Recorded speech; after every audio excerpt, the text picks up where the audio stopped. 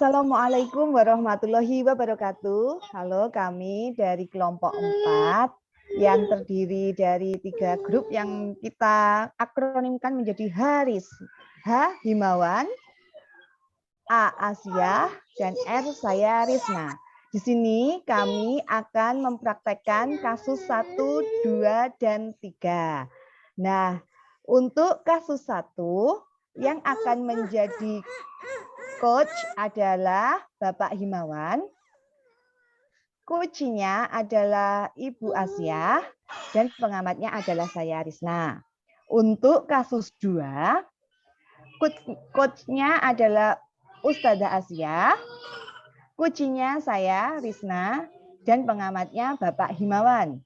Untuk kasus 3, coachnya adalah Risna, coachnya Bapak Himawan, dan pengamatnya adalah Ustazah Asia.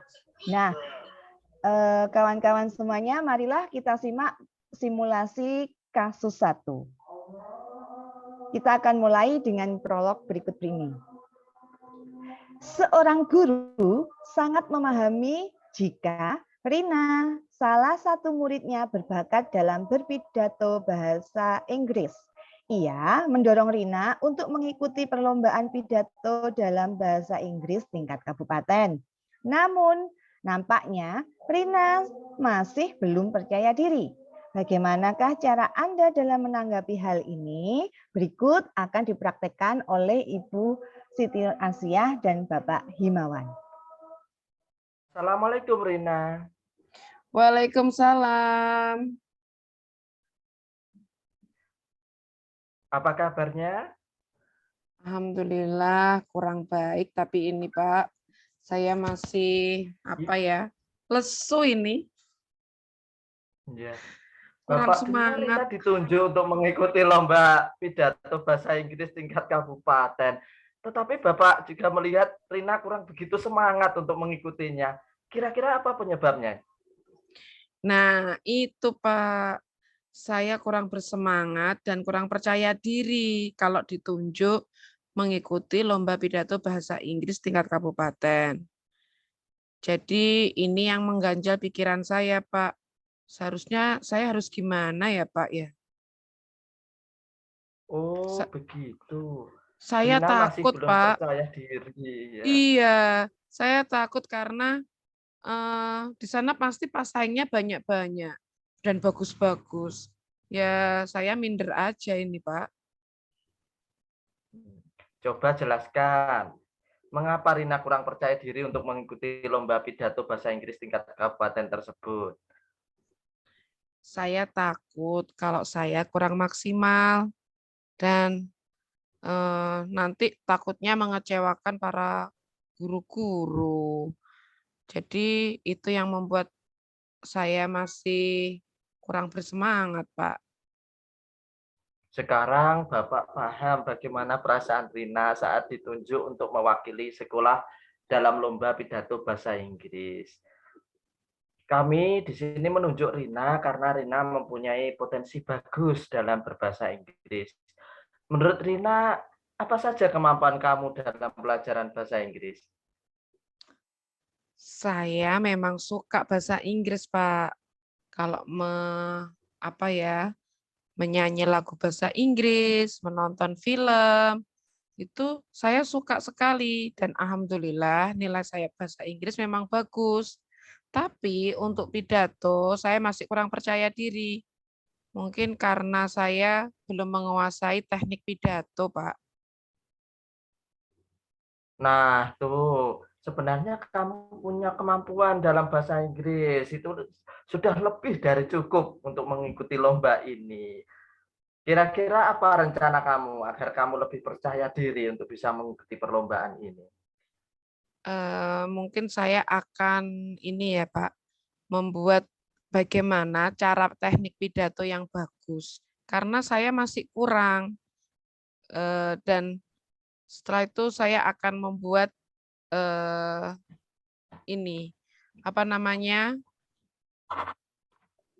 mungkin bercermin supaya saya lebih percaya diri bagaimana nanti waktu berpidato di tempat yang banyak orang. Itu kan mungkin saya masih perlu belajar lagi. Ya, bagus sekali. Jadi itu ternyata rencana kamu luar biasa. Dan Bapak yakin kamu mampu lebih baik dari pengalaman yang pernah kamu alami. Apakah kamu sekarang sudah merasa percaya diri untuk mengikuti lomba pidato bahasa Inggris tingkat kabupaten tersebut? Insya Allah, Pak. Insya Allah saya akan berusaha sungguh-sungguh untuk dan berlatih dengan maksimal agar bisa mengikuti lomba pidato bahasa Inggris dan mendapatkan hasil yang memuaskan. Tidak mengecewakan para bapak ibu guru yang sudah memilih saya. Ya, ini harus Alhamdulillah. Ya, ya. iya.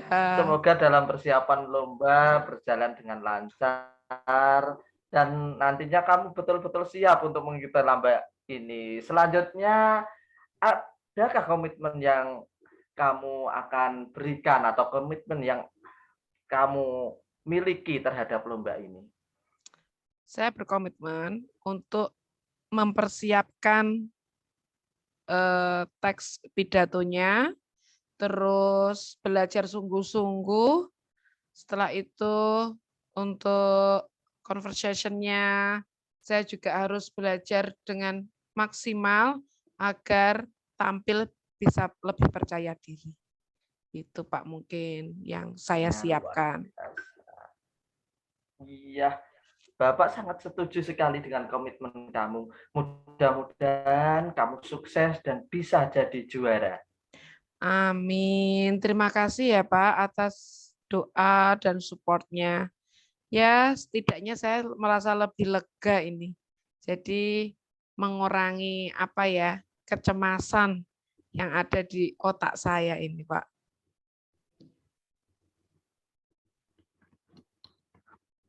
Oke, terima kasih Bapak. Saya masuk dulu nggih, Pak.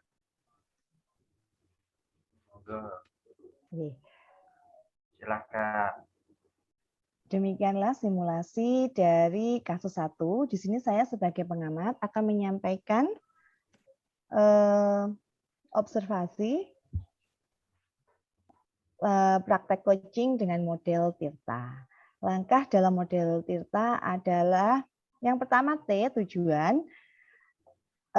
Tujuan coaching sudah tampak ketika di awal percakapan kedua belah pihak dari coach dan kuci menyepakati tujuan pembicaraan yang akan berlangsung, yaitu ketika guru mengkonfirmasi tentang penunjukan Rina menjadi perwakilan pidato bahasa Inggris tingkat kabupaten. Namun Rina belum merasa percaya diri. Identifikasi, yaitu memberikan pertanyaan-pertanyaan dan umpan balik yang mengarah pada identifikasi potensi kunci. Nah, identifikasi ini coach melakukan penggalian dan pemetaan situasi yang sedang dibicarakan dan menghubungkan dengan fakta-fakta yang ada pada saat sesi tanya jawab. Ini terlihat dari pertanyaan coach mengenai permasalahan sehingga Kuci menyampaikan bahwa merasa kurang percaya diri dan merasa tidak pantas untuk mengikuti lomba pidato bahasa Inggris tingkat kabupaten. R. Rencana aksi. Memberikan pertanyaan dan umpan balik mengenai rencana aksi Kuci dalam menyelesaikan permasalahannya.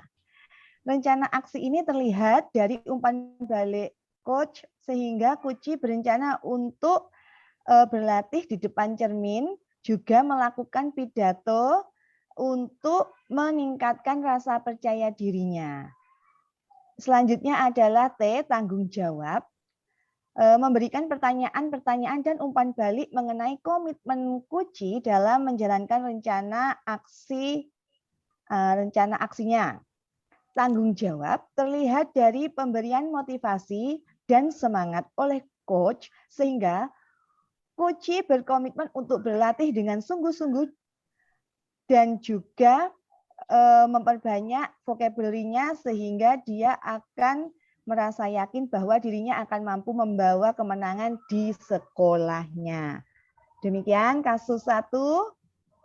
Kita akan lanjut ke kasus 2.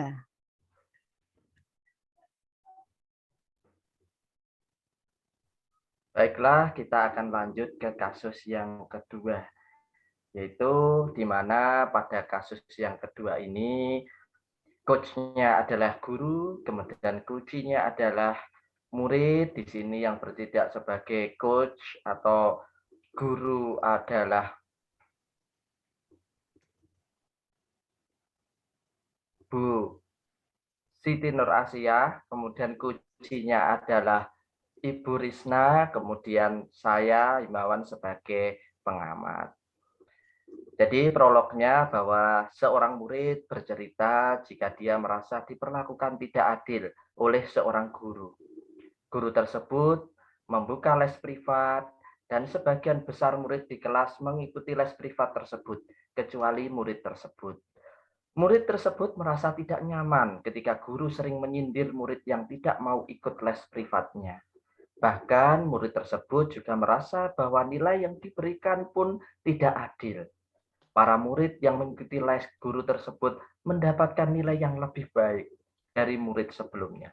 Bagaimanakah cara Anda menanggapi hal ini? Berikut adalah praktik simulasi coaching pada kasus yang kedua. Silakan.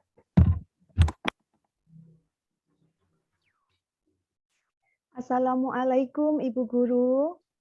Waalaikumsalam. Ada apa, Risna? Ibu, saya mau menyampaikan beberapa hal yang saya alami di kelas matematika Bu Ani. Bolehkah saya berbicara dengan Ibu? Oh iya, silahkan. Alhamdulillah ini Bu Guru juga sedang istirahat. Yuk, kita duduk di sini sebentar. Iya Bu, terima kasih. Begini Bu, saat pelajaran matematika di kelas Ibu Ani, saya selalu disindir oleh Ibu Ani. Bukan saya saja sebenarnya, ada beberapa teman yang disindir karena tidak mengikuti les privat yang dilaksanakan Bu Ani di rumahnya. Dan nilai kami itu selalu di bawah KKM. Padahal cara pengerjaan kami juga sudah sesuai apa yang diterangkan Bu Ani di dalam kelas, Bu. Saya jadi sedih sekali dan merasa tidak nyaman. Itu Risna sudah melihat sendiri teman-temannya yang lainnya juga mendapatkan perlakuan seperti itu? Iya Bu, soalnya saya dan beberapa teman yang tidak les itu selalu mendapat nilai di bawah KKM. Paling tinggi itu dapat nilai 85 Bu. Jadi saya bingung kenapa nilai saya kok di bawah KKM, padahal langkah-langkah yang saya laksanakan itu juga sudah mirip dengan yang diajarkan Bu Ani di kelas loh Bu. Oh ya, coba nanti Bu Guru bertanya kepada Bu Ani, apakah ada kesalahan dalam menilai, memasukkan datanya salah atau tidak. Nanti Bu Guru tanyakan dulu ya, Nak. Nah, sekarang bagaimana langkah kamu agar nilaimu itu bisa memuaskan? Ini ya Bu, mungkin kan aku itu lemah di pembagian ya Bu. Mungkin saya akan lebih sering berlatih di pembagian dengan terus mencari soal-soal di internet atau di buku pelajaran yang lainnya. Dan juga saya bisa minta bantuan kepada ayah dan kakak saya yang kebetulan juga kuliah di jurusan matematika, Ibu. Wah, bagus sekali itu, Risna. Jadi, kamu bisa belajar dimanapun. Wah, ide yang sangat luar biasa. Perlu ditingkatkan ya, Nak. Dan semoga sesuai dengan harapanmu. Terus komitmenmu gimana untuk bisa mendapatkan nilai yang baik di atas KKM? Berarti saya harus terus mengasah kemampuan saya di bidang matematika ini, khususnya di pembagian, Ibu. Selain itu juga akan meningkatkan cara cepat dengan jari tangan itu, Bu. Kemarin saya lihat di internet ada itu yang pakai jari tangan itu yang perkalian dan juga pembagian. Nanti di rumah saya akan minta tolong ibu atau ayah untuk membantu juga biar nanti nilai saya juga bagus seperti teman-teman yang lainnya. Wah, luar biasa itu Risna. Ide bagus itu. Luar biasa. Tidak semuanya bisa seperti itu loh. Jadi itu harus ditingkatkan ya, Nak. Semoga nilaimu nanti bisa naik ya. Nah, untuk ke Bu Aninya nanti Ibu Guru tanyakan dulu ya. Tapi kamu harus berpikir positif ya. Semoga ini memicu kamu agar apa, Nak? Agar rajin belajar dan jadi anak yang hebat gitu ya, Bu ya. Betul ya. Iya. Bismillah. Dan jangan lupa apa ya, Nak? Jangan lupa berdoa kepada Allah Subhanahu wa taala. Jadinya baik. Sip. Baik, Bu, terima kasih. Akhirnya aku dapat sedikit pencerahan dan aku sudah merasa lega. Biar saya juga tidak berpikiran negatif terus. Terima kasih ya, Bu Guru. Sebentar lagi mau masuk, aku mau ke kantin dulu. Assalamualaikum. Waalaikumsalam.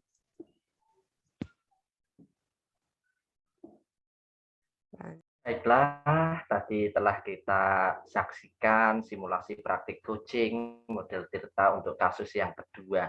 Di sini saya sebagai pengamat akan memberikan komentar tentang langkah-langkah dalam model Tirta ini. Yang pertama yaitu T, tujuan. Tujuan coaching sudah tampak ketika coach membuka diri untuk mengungkapkan perasaan dan bercerita kepada guru.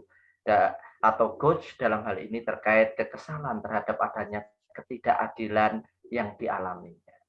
Kemudian I atau identifikasi itu juga terlihat dari pertanyaan coach mengenai permasalahan ketidaknyamanan yang dihadapi oleh murid atau coach atas perlakuan tidak adil dalam pemberian nilai tersebut. Dan ini sudah digali dengan baik oleh coach. Kemudian rencana aksi. Rencana aksi terlihat dari umpan balik dari coach. Sehingga coach berencana untuk mengelola emosi, kemudian ada kemauan yang kuat untuk belajar. Jadi di sini. Sehingga itu merupakan rencana aksi dari coach dalam menyelesaikan permasalahannya. Kemudian T, tanggung jawab. Di sini bahwa terlihat dari pemberian motivasi dan semangat oleh coach, sehingga coach berkomitmen untuk giat belajar sehingga mencapai prestasi atau mencapai nilai yang baik. Demikian komentar pengamatan dari saya. Terima kasih. Oke, selanjutnya kasus 3. Di mana kasus 3 ini saya sebagai pengamat, coach-nya adalah Ibu Risna, dan coach-nya adalah Bapak Himawan. Di kasus 3 ini, permasalahannya adalah rekan Anda bercerita jika dia baru saja mendapatkan teguran dari kepala sekolah yang menerima laporan dari pengawas sekolah yang melakukan supervisi saat ia mengajar. Pengawas sekolah melakukan supervisi tampak keberatan jika rekan Anda mengajar tanpa buku teks. Rekan Anda mengajar dengan memanfaatkan sumber-sumber belajar lainnya. Ketika diingatkan pengawas tersebut, rekan Anda menyampaikan jika ia tetap mengacu pada kurikulum walaupun tidak menggunakan buku teks. Pengawas tersebut tampaknya tersinggung dan memberikan laporan tentang hal itu kepada kepala sekolah. Bagaimana Anda menyikapinya? Nah, berikut ini praktek Kuci model Tirta yang akan kami lakukan. Monggo silakan Bu Risna dan Bapak Himawan. Assalamualaikum Pak Him. Apa kabar hari ini? Kok saya lihat-lihat Bapak kurang semangat nih? Waalaikumsalam. Saya kesal dan mangkel, Bu. Lah ada apa toh Pak? Kok nggak seperti biasanya? Biasanya selalu semangat. Hari ini pengawas melakukan supervisi di kelas saya. Saya ditanya kenapa tidak memakai buku teks dalam pembelajaran. Ya saya jawab, kita diperkenankan memakai sumber belajar apapun, asalkan mengacu pada kurikulum. Setelah selesai mengajar, saya dipanggil oleh kepala sekolah dan saya ditegur karena tidak menggunakan buku teks saat saya mengajar tersebut. Loh, lah memangnya Bapak ini pakai sumber mengajar apa toh Pak? Kok sampai ditegur sama KS? Ya saya menggunakan sumber-sumber lain di luar buku teks, buku penerbit lain, Google, YouTube.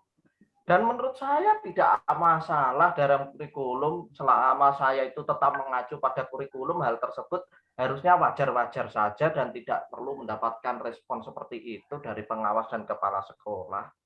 Nah, tapi memangnya buku yang dimiliki anak-anak apa sih Pak? Ini cocok apa Di enggak kelas gitu? saya itu buku yang dimiliki anak ya hanya buku diktat atau buku teks pelajaran itu saja, Bu. Oh, berarti buku-buku teks ini belum dimanfaatkan sepenuhnya ya sama Bapak atau malah belum pernah dimanfaatkan sama sekali nih? Oh iya ya, Bu. Iya, betul juga, Ibu ya. Setelah saya pikir ternyata saya melewatkan salah satu hal ini yang seharusnya ada, yaitu buku teks sebagai salah satu sumber belajar yang dimiliki murid ini. Mungkin saya kelewatan itu, karena saya berpikirnya bahwa sumber belajar itu dari berbagai sumber. Ya, Nah, tuh. Terima terus kasih ini mengingatkan saya, Bu. Ya. iya, iya Pak. Terus kira-kira selanjutnya Pak Himawan gimana ini? Apa ini Ya, saya selanjutnya yang coba, Bu. mau Ya, saya karena direncanakan? sudah memakai buku sumber lain, Iya. saya coba nanti mengkombinasikan antara buku teks yang dimiliki oleh murid itu dengan sumber lain, sehingga akhirnya pembelajaran akan lebih kaya dan lebih menarik menurut saya. Sepertinya kok semacam itu saya rasa. Wah, iya nih Pak. Kelihatannya ini juga ide yang sangat menarik dan luar biasa. Pastinya nanti pembelajaran Bapak di kelas ini akan jadi lebih menarik dan anak-anak lebih minat deh kayaknya. Apa Bapak yakin nih akan Semoga menarik seperti sekali gitu? Semoga seperti itu, Bu. Dan saya senang bisa berkomunikasi dengan Ibu ini. Baiklah, saya akan segera sharing dengan kepala sekolah hari ini, kemudian minta maaf kepada beliau dan akan memperbaiki pembelajaran saya, di mana saya akan memanfaatkan buku teks dan mengkombinasikan dengan buku sumber di luar buku teks dan sumber-sumber lain, sehingga pembelajaran saya itu terlihat lebih kaya, lebih menarik, dan mungkin lebih bisa memahami kebutuhan daripada murid dan apa atau aset yang dimiliki oleh murid. Jadi itu, Bu.